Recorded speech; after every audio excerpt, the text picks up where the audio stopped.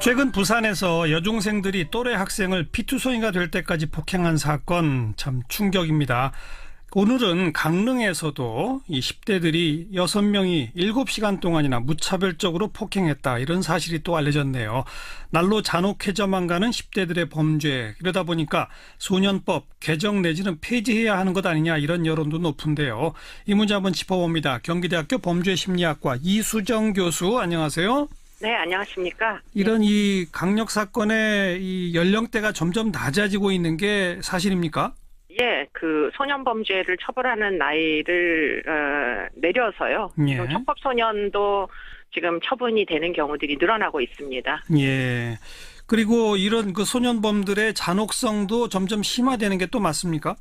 잔혹성 보다는 상습성이라고 이야기하는 게 훨씬 정확한 얘기일 거예요. 상습성. 이 아이들이 초범이 아닐 가능성이 굉장히 높고요. 예. 예, 뭐 결국에는 그와 같은 이제 폭력 행위를 하다가 결국 힘겨루기 같은 목적으로 예. 지금 SNS 상에 이제 폭력 장면을 찍어서 퍼뜨리는 것으로 그렇게 보입니다. 예. 그러니까 지금 부산도 그렇고 강릉도 그렇고 집단 폭행이고요. 혼자 하는 게 아니고 그다음에 폭행 현장을 동영상을 찍거나 사진을 찍어서 여기저기 퍼뜨리고 이런 공통점이 있습니다. 이거 좀 설명해 주세요. 네, 보통 이제 10대들은 집단 범죄들을 많이 저지릅니다. 이게 동조 성향이 높고 또 아이들이 뭐 또래들과 응집력이 높다 보니까 혼자 단독범보다는 여러 명이 함께하는 범죄들이 훨씬 다수이고요. 예. 성폭력 사건 같은 경우에도 성인들은 단독범이 많지만 10대들은 많은 경우에 윤관 사건처럼 여러 명이 모여서 이제 성폭력을 저지르는 이런 사건들이 많이 있거든요. 그게 아하. 어떻게 보면 10대 범죄의 특징이라고도 볼 수 있고 예. 또 한 가지는 아직까지는 본인의 이제 어떤 비행과 연관된 범죄와 연관된 습벽, 뭐 개별적인 습벽 같은 것은 완성이 되는 단계라기보다는 이제 친구들하고 같이 경험하는 이런 이제 경우들이 많다, 이렇게 얘기를 할 수가 있는 거죠. 혼자서는 좀 못하고 친구들과 함께 있으면은 그렇게 막 엄청난 짓도 저지르게 되고 이런 특징을 보인다, 이 말씀인 네, 거죠. 그러니까 이제 책임 소재를 아이들이 명백하게 느끼는 나이에 도달하지 못했기 때문에 예. 뭐 여러 명이 같이 하면 괜찮겠거니 내 아하. 행동은 묻히겠거니 이런 식으로 안일하게 생각을 하는 태도들이 존재하는 것이죠. 예. 그리고 동영상으로 찍거나 사진으로 찍어서 막 여기저기 퍼뜨리는 거는 왜 그런 겁니까? 어떻게 보면 과시욕구, 나도 세다, 뭐 그 선배에게 그와 같은 장면을 보내준 것으로 알고 있습니다. 그렇기 예. 때문에 아마 뭐 자기가 이렇게 내가 힘이 있는 존재다, 이런 것들을 이제 과시하려는 목적이 굉장히 많았던 것 같고요. 예. 그러다 보니까 지금 그런 SNS 상에서 뭐 톡의 내용이나 이런 것들이, 대화의 내용이 굉장히 생각보다는 과장해가지고 표현을 많이 이렇게 자랑스럽게 하는 그런 특징들을 볼 수가 있습니다. 예, 예.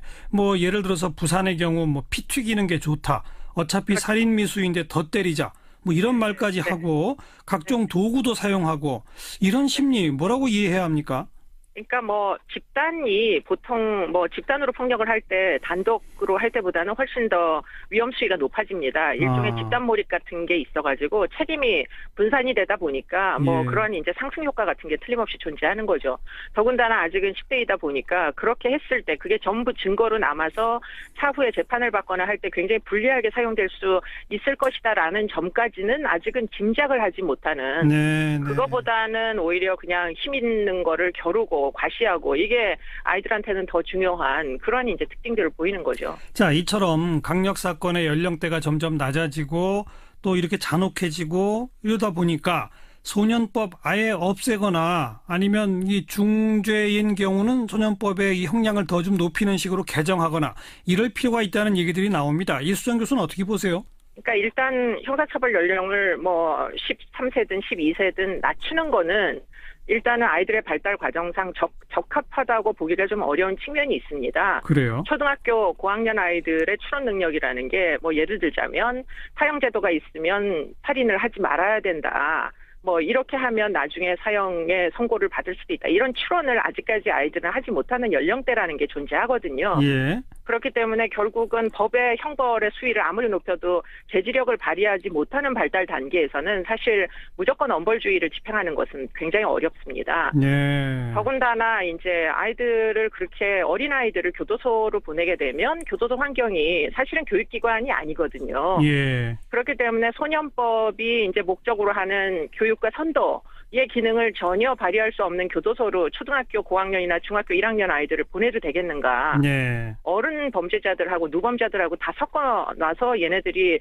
교도소 안에서 또 다른 피해를 당할 수는 없겠는가. 예. 이런 것들이 신중하게 고려돼야 될 것이고요. 예. 지금 필요한 부분은 일부 이제 응보적 차원에서 형벌이 좀 높아야 될 사건들이 이제 인천 사건처럼 발생을 합니다. 예. 발생을 아예 안 하는 게 아니기 때문에 예. 그런 경우에는 지금 소년법을 우선으로 적용하는 그런 이제 감경 사안 같은 이런 부분은 논쟁의 여지가 있기 때문에 예. 단서 조항을 달아서 지금 아주 강력한 범죄, 흉악 범죄의 경우에는 소년법이 우선 적용이 되지 않도록 예. 여러 가지 이제 뭐 단서 조항을 다는 방식으로 개정을 할 수는 있을 거고요. 예. 무엇보다도 필요한 건 아이들이 비행을 저질렀을 때 즉시 처분을 내리는 어떤 긴급성이 나름 있습니다. 이 예. 아이들이 아직은 철이 없기 때문에 생각이 아직은 다 성숙을 안 했기 때문에 예. 어저께 폭력을 하고 오늘 뭐 큰 처분을 받게 되는 거 하고 예.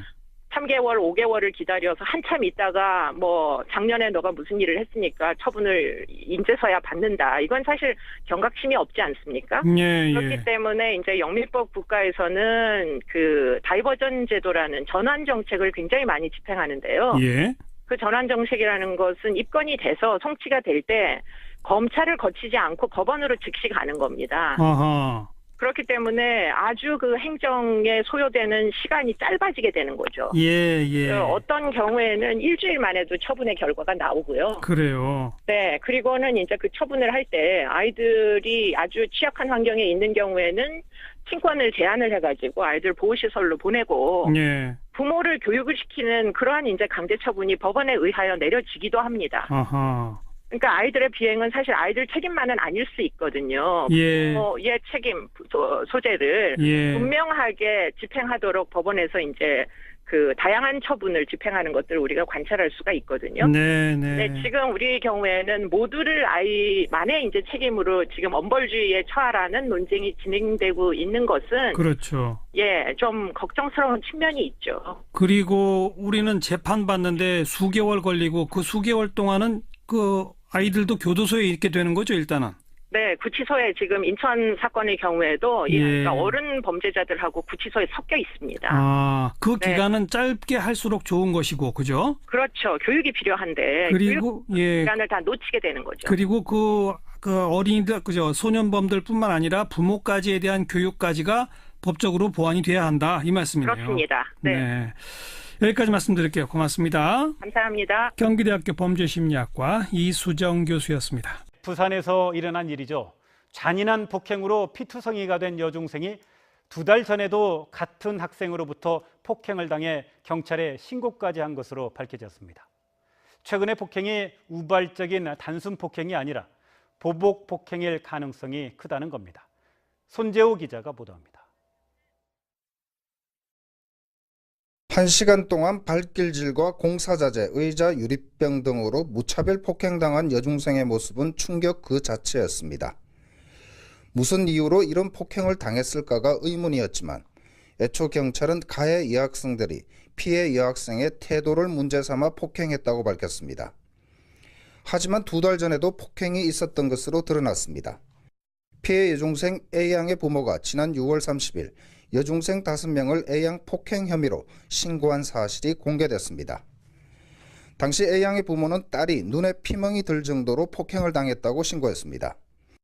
그때는 일단은 고소장 자체를 봐서는 그 당시에는 뭐 흉기 이런 건 없고요. 단순히 뭐 손으로 일단 얼굴 쪽은 좀 폭행한 걸로 그렇게. 폭행 혐의를 받는 5명 가운데 지난 1일 A양을 집단 폭행한 B양과 C양이 포함되어 있었습니다. 이로써 지난 1일에 발생한 폭행 사건이 지난 6월 폭행 사건 신고에 대한 보복 폭행이었을 가능성이 짙어졌습니다. 피해자 측도 지난 1일의 폭행은 보복 폭행이라고 주장하고 있습니다. 당연히 경찰의 부실 수사가 도마에 올랐습니다. 이에 대해 경찰은 피해자가 소환 일정에 나타나지 않고 피해 진술을 하지 않아 수사를 진행할 수 없었다고 해명했습니다.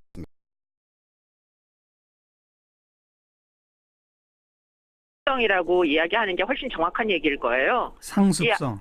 이 아이들이 초범이 아닐 가능성이 굉장히 높고요. 예. 뭐 결국에는 그와 같은 이제 폭력 행위를 하다가 결국 힘겨루기 같은 목적으로 예. 지금 SNS 상에 이제 폭력 장면을 찍어서 퍼뜨리는 것으로 그렇게 보입니다. 예. 그러니까 지금 부산도 그렇고 강릉도 그렇고 집단 폭행이고요. 혼자 하는 게 아니고 그다음에 폭행 현장을 동영상을 찍거나 사진을 찍어서 여기저기 퍼뜨리고 이런 공통점이 있습니다. 이거 좀 설명해 주세요.